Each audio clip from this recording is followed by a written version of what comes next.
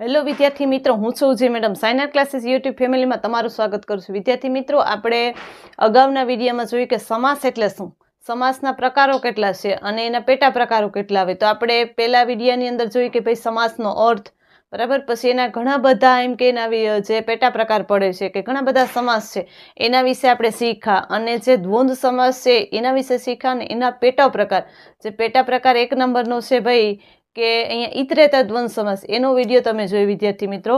હવે આ જે દ્વંદ્વ સમાસ છે એનો આપણે પેટા પ્રકાર 2 નંબર આજે આ વિડીયોને આપણે જોવાના છે, નિહાળવાના છે, બરાબર. તો હું તમને મારા સરળ શબ્દમાં સરસ મજાના આ જે સમાહાર દ્વંદ્વ સમાસ કોને કહેવાય એ આ વિડીયોની અંદર શીખાડવાની છે. તો વિદ્યાર્થી મિત્રો, તમે આ જરા પણ વિડીયો સ્કીપ ન કરતા, તમને ખૂબ જ કામ આવશે અને ખૂબ જ ઉપયોગી થશે. તો હવે કરીએ વિડીયોને આપણે સ્ટાર્ટ. વિદ્યાર્થી મિત્રો, આપણે અગાઉના વિડીયોમાં જોયું કે ભાઈ ઇતરેતર દ્વંદ્વ સમાસ એટલે શું, બરાબર. એટલે આપણે આખું સરસ મજાનું શીખા. આજે આપણે સમાહાર દ્વંદ્વ સમાસ એટલે શું એ શીખવાનું છે. તો આપણને ખ્યાલ છે કે દ્વંદ્વ સમાસ એટલે કે જોડકું, અને ઇતરેતરની અંદર તમે શીખી ગયા કે ભાઈ દ્વિવચનનું રૂપ હોય ને બહુવચનનું રૂપ હોય અંતિમ પદના, તો ઇતરેતર દ્વંદ્વ સમાસ થાય. તો હવે એવી રીતે સમાહાર દ્વંદ્વ સમાસ એટલે શું થાય, તો આપણે આ વિડીયોની અંદર એને એકદમ સરળ શબ્દમાં શીખીએ. તો વિદ્યાર્થી મિત્રો, પહેલા તો આપણને યાદ રાખવું પડે કે ભાઈ સમાહાર દ્વંદ્વ સમાસ એટલે શું. તો કે સમસ્ત પદ એટલે કે સમસ્ત પદ એટલે કે આખું પદ, બરાબર. કે આખું જે પદ છે તે એક આખો શબ્દ એ નપુંસકલિંગ એક વચન હોય. વિદ્યાર્થી મિત્રો, આપણે વિભક્તિના રૂપો જોઈએ. વિભક્તિના રૂપોની અંદર આપણે શીખ્યા કે દેવવાળા રૂપો, રામવાળા રૂપો, બરાબર. રામઃ, રામો, રામાહ, એ બધા એ પુલ્લિંગ છે, બરાબર. પછી આપણે એક કોષ્ટક જોયું તો ફલવાળું, એ નપુંસકલિંગનું રૂપ છે. ફલમ, ફલે, ફલાની. અહીંયા આપણે જોઈએ કે ભાઈ ફલમ, ફલે, ફલાની, તો એ નપુંસકલિંગ એક વચનનું રૂપ આમાં લાગશે, બરાબર. એટલે કે અંતિમ પદમાં તમને છેલ્લે મ ખોડો દેખાશે, જે અંત્યમાં મ ખોડો દેખાશે. સમસ્ત પદ એટલે આખું જે શબ્દ છે એ તમને નપુંસકલિંગ એક વચન જોવા મળશે, કારણ કે આખું પદ સમાસની અંદર જોવા મળશે. તો વિદ્યાર્થી મિત્રો, એ એક યાદ રાખવાનું. બીજું શું યાદ રાખવાનું વિદ્યાર્થી મિત્રો, તો આની એક ખાસ નોંધ છે કે ભાઈ વિરોધી પ્રાણીઓના નામ હોય, બરાબર. પછી શરીરના અંગો હશે, બરાબર. સંગીતના સાધનો હશે, અનાજના નામ હશે, કોઈ પશુઓના નામ હશે. તો બરાબર, આ સમાહાર દ્વંદ્વ સમાસ બનશે કઈ રીતના, તો વિદ્યાર્થી મિત્રો આપણે એક્ઝામ્પલ જોઈએ. અહી ચ નકુલઃ. અહી એટલે કે સાપ. અહી એટલે શું થાય? સાપ. અને ચ એટલે કે અને નકુલઃ એટલે કે નોળિયો. સાપ અને નોળિયો, બરાબર.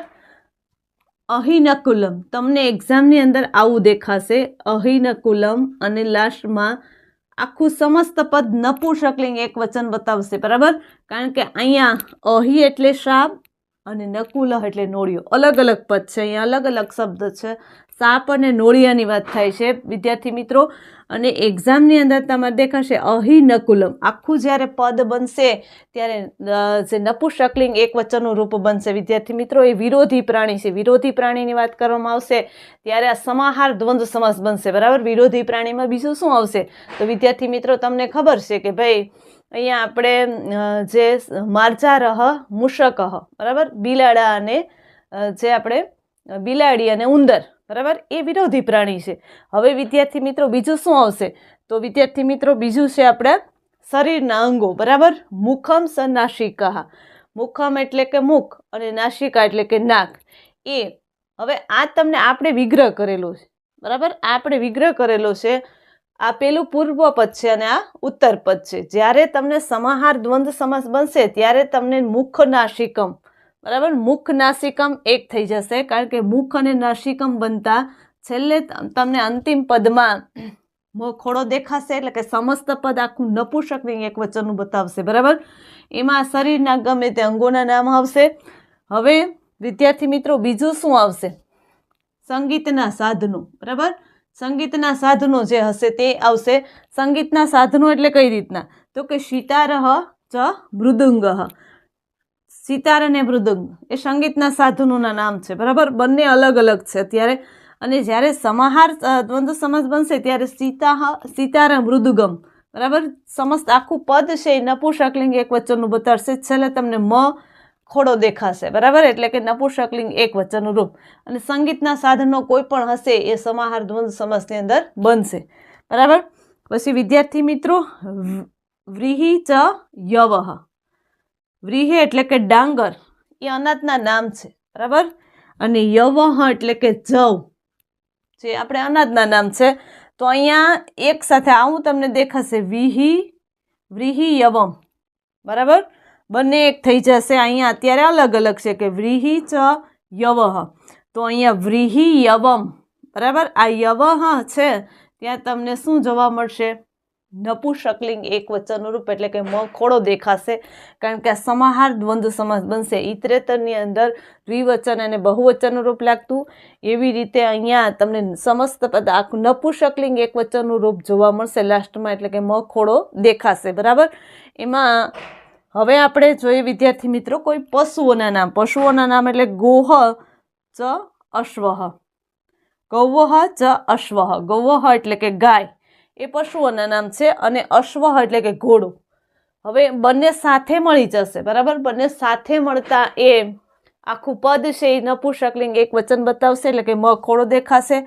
ગવાશ્વમ એટલે કે ગાય અને ઘોડો, બરાબર, સાથે મળી અને એક નપુંસકલિંગનું સમસ્ત પદ નપુંસકલિંગ એક વચન બતાવે છે. તો અહીંયા પશુઓના નામ આવશે વિદ્યાર્થી મિત્રો આની અંદર, બરાબર. સમાહાર દ્વંદ્વ સમાસ એટલે સમસ્ત પદ નપુંસકલિંગ એક વચન હોય, એટલે કે તમને મ લાસ્ટમાં દેખાશે ખોડો, બરાબર, હલંત.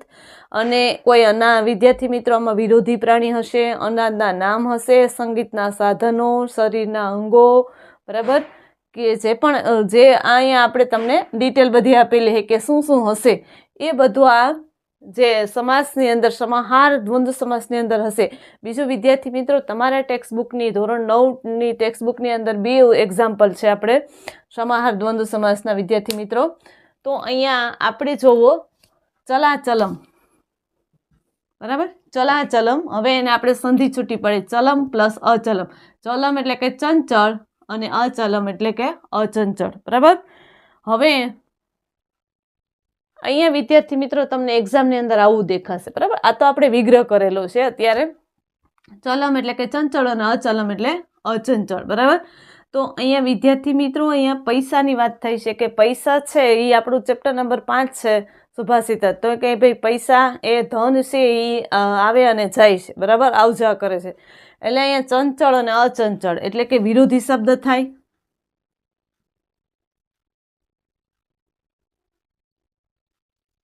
બરાબર.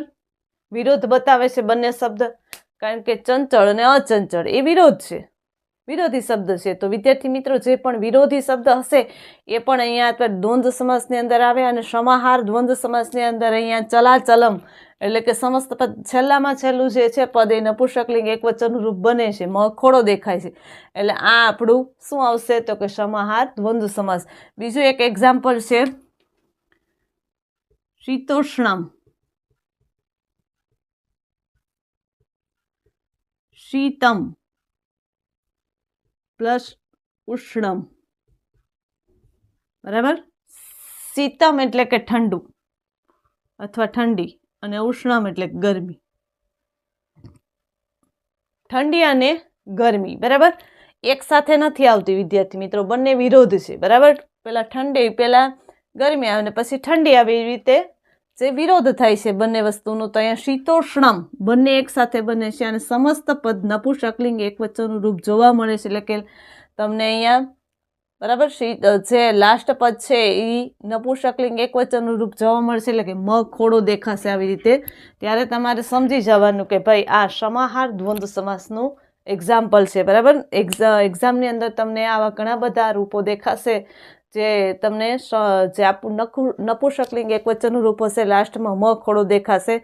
તો યાદ રાખવાનું કે સમાહાર દ્વંદ્વ સમાસ એટલે કે સમસ્ત પદ આખું પદ જ્યારે બને છે ત્યારે નપુંસકલિંગ એક વચનનું બતાવે છે, બરાબર. કારણ કે લાસ્ટમાં તમને મ ખોડો દેખાશે, પણ આખું જ્યારે શબ્દ બને ત્યારે આપણે વાંચીએ કે અહિન કુલમ, એટલે આખું પદ તમારે એવી રીતે વાંચવું પડશે. અને એક્ઝામની અંદર ઘણા બધા આવા એક્ઝામ્પલ દેખાશે ત્યારે સમજી જવાનું કે આ સમાહાર દ્વંદ્વ સમાસ છે. તો વિદ્યાર્થી મિત્રો અહીંયા આટલું આપણે આ ટેક્સ્ટબુકની અંદર અને આટલું સમજવાનું છે. હવે વિદ્યાર્થી મિત્રો આપણે અત્યારે આપણે દ્વંદ્વ સમાસના પેટા પ્રકાર 2 શીખ્યા છે, બરાબર. ને એક્સેસ છે એ આપણા અભ્યાસક્રમમાં નથી આવતો, પણ આપણે એનું એક્ઝામ્પલ જોઈ લેશું. બરાબર. હવે આપણે આગલા વિડીયોમાં શું શીખવાનું છે એના પછીના, તો કે ભાઈ અહીંયા આપણે જે દ્વંદ્વ સમાસના પેટા પ્રકાર પૂરા કરીએ છીએ. એક્સેસ આપણા કોઈ અભ્યાસક્રમમાં એટલો બધો નથી એટલે આપણે ન લઈએ તો ચાલે. તો હવે આપણે શીખવાનું છે આગલા વિડીયોમાં તત્પુરુષ સમાસ. વિદ્યાર્થી મિત્રો, એની વ્યાખ્યા અને એના પેટા પ્રકાર ક્યાં પડે છે એ ખાસ તમારે શીખવાના છે. તો વિદ્યાર્થી મિત્રો, આ તમને વિડીયો ગમ્યો હોય તો લાઇક કરજો, શેર કરજો અને મને કોમેન્ટ કરીને જણાવજો. Thank you so much.